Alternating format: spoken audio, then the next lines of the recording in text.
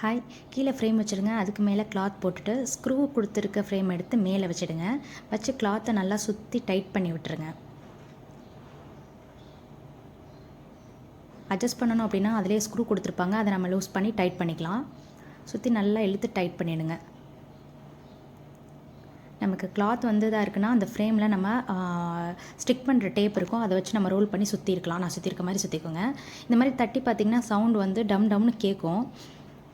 அப்போ தான் நமக்கு வந்து சுருக்கம் இல்லாமல் நமக்கு ஸ்டிச்சஸ் வரும். இது வந்து 18 இன்ச் ஃப்ரேம், 16 இன்ச்சஸ்லேயும் இருக்குது, எது வேணாலும் எடுத்துக்கலாம். ஃப்ரேமில் ஃபிட் பண்ணிவிடுங்க. வச்சு நல்லா அப்படி அழுத்து விட்டிங்க அப்படின்னா அது ஃபிக்ஸ் ஆகிடும். Next needle. இது வந்து துலிப் நீடில் 0.5 mm நம்பர் 14. இது வந்து அயன் நீடில். நார்மல் ஆரிக்கு யூஸ் பண்ணுற அயன் நீடில். ரெண்டுத்தில் எது வேணாலும் யூஸ் பண்ணிக்கலாம். ஸ்டார்டிங்கில் இருக்கும்போது சீவிங் த்ரெட் யூஸ் பண்ணிக்கோங்க.